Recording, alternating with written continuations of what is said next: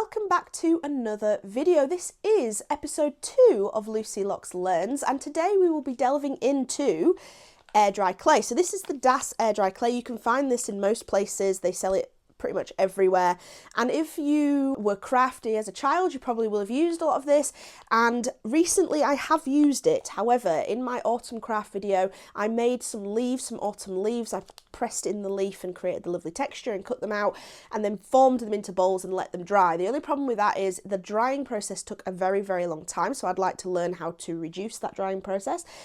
I also never got a chance to paint them because by the time they dried, it was too late in autumn and we just put them away to paint next year. So I'm excited to kind of test the air dry clay out again and have a bit of fun with it. The other thing I wanted to kind of learn how to make is my own artist palette.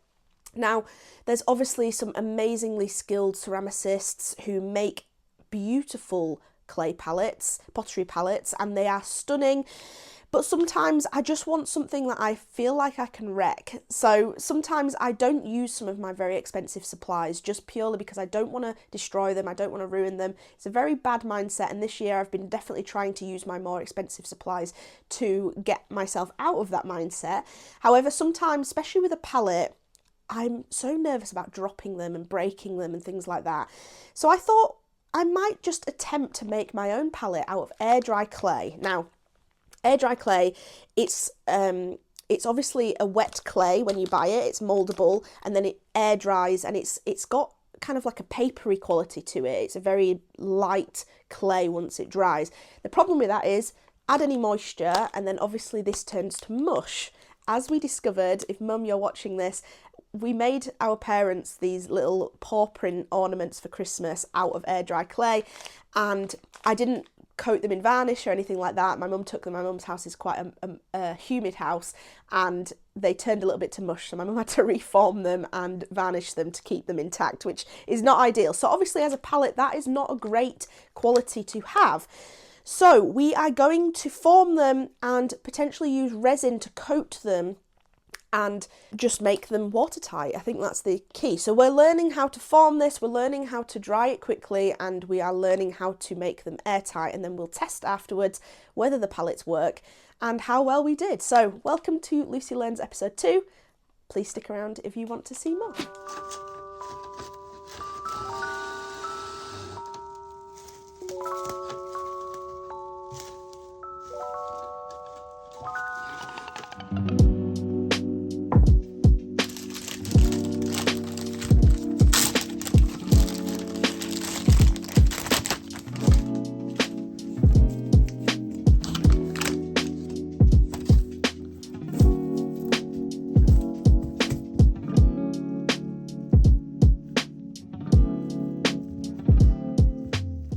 Right, let's dive straight in. So as you saw there, I was using some clay that I actually had already opened. This was, like I mentioned before, left over from my autumn crafts video, and I had quite a substantial amount of clay, and it was the perfect amount. I actually still have a little bit of this block left, so that's brilliant. I can continue to use this, and I have a whole fresh pack to use as well. So it really does stretch far, and it's a really, I think, a cheap material if you are wanting to do this and try it out.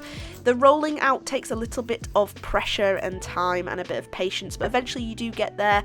I don't recommend rolling yours quite as thin as this one. It didn't really give me much modelling wiggle room, but I kind of learned from that from the second palette. So basically I decided to do 4 designs for this, 2 palettes and 2 brush holders, and for this first one I thought this like egg shape slash almost mimicking a normal palette shape mixed with a fried egg. I don't know why, don't ask me why, I just decided to do that. And so that's what I carved out here. And the beauty of this air dry clay is that I can use water, and look at that, it just smooths it out perfectly. It's fantastic stuff to use. But obviously the longer you go on, the more you're manipulating, the more you're drawing water out of it. So it does become a little bit harder to use. You do start to get imperfections and things not smoothing out quite as easily as usual, but just adding more and more water will help keep that clay wet and allow you to keep working with it until you're ready to dry it out. So I used the lid of ironically my Etch A Mini palette box, and I pressed that in just to create this yolk / mixing area for the paint, and I pressed it in, and it did move the clay a little bit, but I mean, I'm offsetting area and volume of clay, so it is going to spread the clay a little bit. And then I used my finger just to smooth out the outside, and then went ahead with one of my carving tools just to scrape away any excess clay, and it just scrapes away beautifully. Look at that. That is a beautiful little piece of imagery there. I don't know, I find that very satisfying. It's like when you carve lino, it's really satisfying to watch. But I start to carve that away, and then we move on to creating the wells. But I'll let you keep watching this until we move on to the next sculpting thing.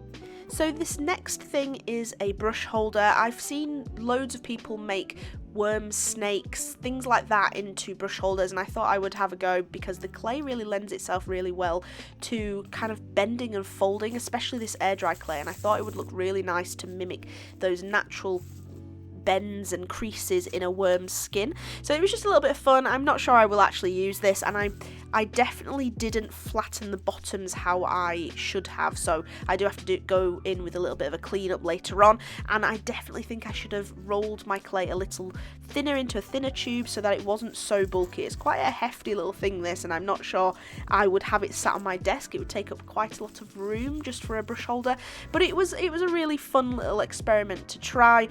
And then the second one we move on to is just a really simple one where I create a little rectangle from the clay and I press my brushes in just to create the shape that I need. It was going to be significantly longer, but as you see in a second, I do press a little too hard with my brush and I have to break off a section of it, but it works really, really well, and it holds, I think, about 5 brushes in the end, which is really nice, and it looks really good as well.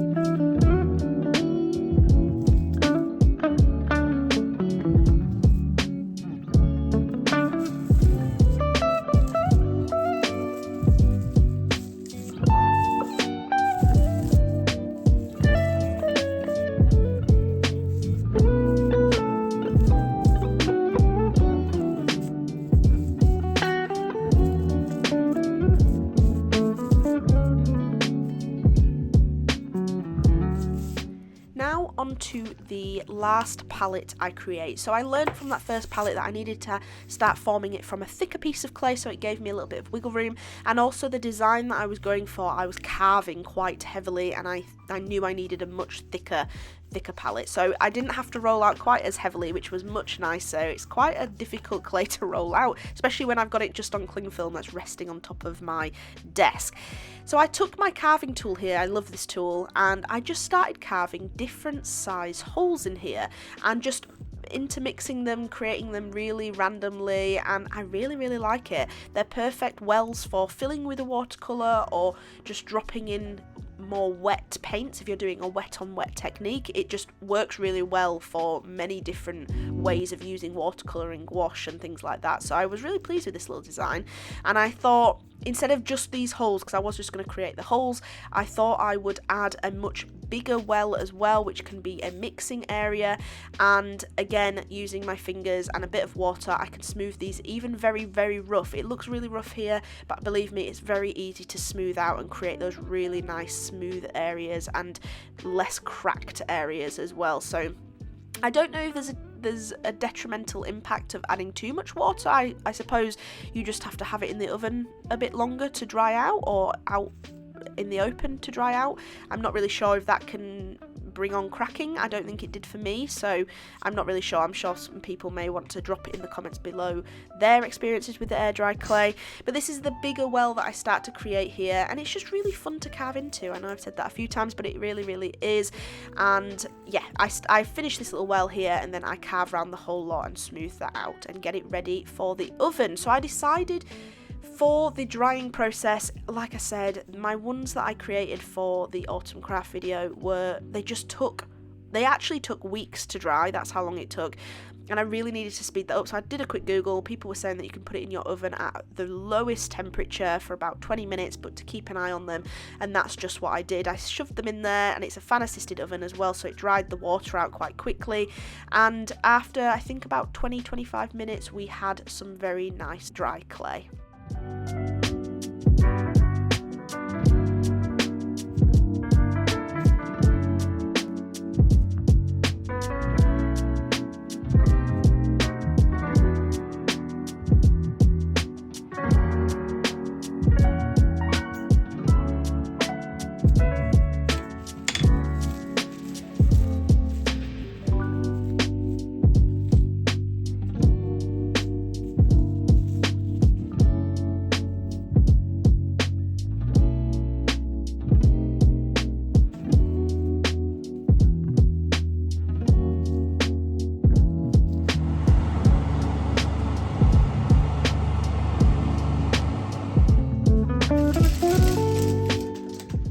There we have it, some very nice dry clay, and it whitened and lightened the clay quite significantly once it had dried, which was really, really nice. I was contemplating painting my palettes white, but I decided to leave them the natural colour because I quite liked it in the end, and yeah, I decided to resin coat them. So I used this UV resin, and it worked really, really well. I kind of smudged it on with my fingers. I used gloves so that I'd protect myself. I had a respirator on, so I wasn't breathing in any of the chemicals, but I just squirted on as much as possible and just manipulated it with my fingers, similar to the water when I'm smoothing it all out, just making sure that I covered everything. Everything had a very thin, nice, even layer on there, and then I popped on my UV lamp just to cure that and get it done. It did take a couple of passes to cure it. I think the clay was absorbing it, so I didn't want to add too much because I didn't want to start almost breaking down that clay with the resin. I wasn't really sure how it would react. I probably should have done a test beforehand, but knowing me, I am a bit of a doer and not a thinker.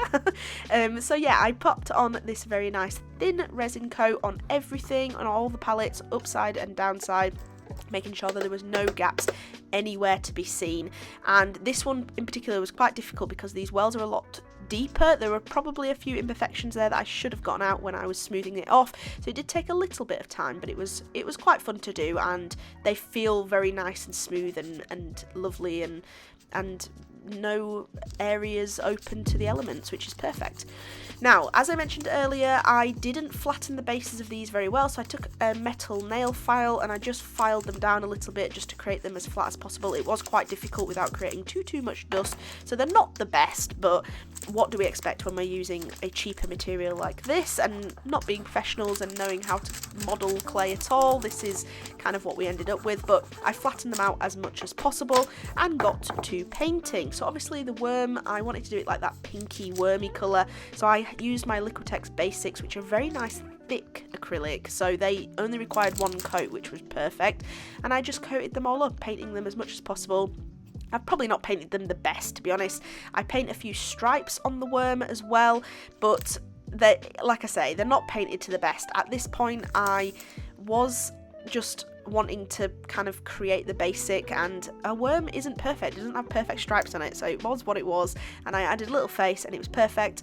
And then the other one I painted purple just to be a little bit more on brand. But I'm going to leave that there, and I'm going to let future me talk to you at the end and show you the finished products.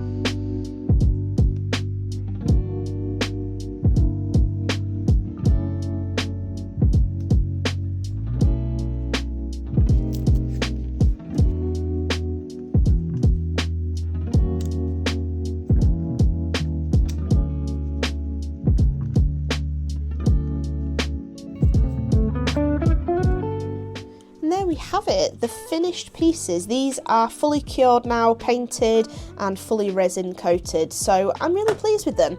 Let's have a look to see whether they work and how well they've turned out. So using that oven baking method, it definitely baked them and dried them out really quick. The only problem is, obviously, all of these things are very different thicknesses, and so your baking would take on different times, so you've really got to monitor them. This obviously was the thinnest and baked the quickest. I wasn't monitoring it quite as well, and so we did have a little bit of bubbling at the back here, and as you can see where it's bubbled, I can actually press that clay in, so not ideal, but, and we've got a big crack here, so you do get cracks, and that crack's gone into the front here, and there's a little crack here, but obviously by resin coating that, I've held all that in place, and it does have a little bit of flexibility to it as well, but very good all in all. And the same with this one, it did start to bubble a little bit here, and we have just a bit of poor craftsmanship on my behalf on the back there, and obviously my tray was a little bit too small to have all these on, so this was resting on something, which was not ideal either. Then this little worm was just a little bit of fun. I saw someone had done one, and I thought it'd be quite funny to do and to see whether it worked. And I really like that the cracking clay creates these little wrinkles that a worm would have. I really like that. It doesn't stand up the best, but it works. And same with this paintbrush rest. I thought it was just pretty simple, pretty easy to do, and the paintbrushes do sit on these really nicely. So obviously the worm can only fit 3 on there, maybe. You could possibly fit a small 4th on the back there. Really nice, but like I say, it's not the most stable. I think my favourite has to be this one here. You can fit 5 on there, and it just fits really nicely, and it actually looks really nice. I think it looks really nice, and obviously the purple's a little bit more on brand for me, which I like. So those are those. Now onto these. Let's see if the resin coating worked. So I'm just going to pop a little bit of this watercolour on here. I don't want to waste it, but just a dab. So the idea is either you fill this palette up with watercolours or you use them for mixing things. I don't really know, but I really like the shape of this. This is really nice to kind of hold here. Maybe I should have put a hole in it for my finger to go in like a normal traditional palette, but I quite like this like egg shape that we've got going on with a yolk in the middle. I don't know, I just really liked that. And then I really like the form of this one with the bubbles going around the edge, and it's a bit more, you can utilise the whole thing on that one. So let's get a little bit of water and just see. So yeah, as you can see, it's repelling that. It's working really nicely. Yeah, look at that. Perfect. I'm quite pleased with these. I think they'll last a fair amount of time. And like I said in the intro, I wanted something that I don't feel is going to be detrimental if I use it too often or I drop it or something. These are not going to smash like a ceramic would. They're not going to break quite as easily. I just wanted to see, I don't know what that blue was. I must have had some blue paint on here or something. I just wanted to see how much they stain, because obviously I don't a ceramic doesn't really stain too much. No, with a bit of scrub, you've kind of got a little bit of residue. That blue's definitely there. I don't know what that was. There is a bit of residue there, but nothing too bad. I purposefully chose quite a bold, bright colour for this. But as you can see, it holds quite a bit of water. You can definitely fill these little wells with water. Look at that. That's perfect. A little bit harder to clean this small one. But it works really, really well. Yes, they're probably going to stain, which is fine. That's just the way it goes. But I'm really, really pleased with these. I think these are definitely something for you to try if you're wanting to just have a quick and easy, no fuss palette that you don't mind dropping, and it's not going to cost you an arm and a leg if you are going to take it out. You could take this, it's so lightweight, you could take this plein air sketching with you. You could have it slipped in a bag, and it's just a perfect little palette for using. I'm really pleased with these. I think it was a really nice experiment, and I like the fact that you can just pop these in the oven just to dry out as quick as possible, but obviously have them on a very low heat, otherwise you are going to form those cracks, and obviously monitor them every couple of minutes just to make sure you're not leaving them in there too long. I think in total it was about 20 minutes for all of these to bake, and there is a little bit of flexibility in the worm. Again, I think it's just because there's quite a thick piece of clay there. I'm not sure whether the inside's probably as dry as it should be, but really fun. I really enjoyed that, and it was just a little bit fun. I wouldn't recommend making these and selling them or anything like that, but for your own personal use, it was really fun and relaxing to make, and I mean, they're going to be used for hopefully years to come if they perform. But if you want to stick around and see how well they perform, I'll mention it in my vlogs if I find them cracking or going to mush under too much water usage. So do stick around if you want to find out the results, and I hope you've enjoyed this Lucy Learns. It's been really, really fun. I'm very pleased with how this has turned out, and I'm excited for the next one. I've got a really cool Lucy Learns episode 3 coming up, and I hope you will stick around for some more. So thank you very much for watching, and I'll see you in the next video. Goodbye.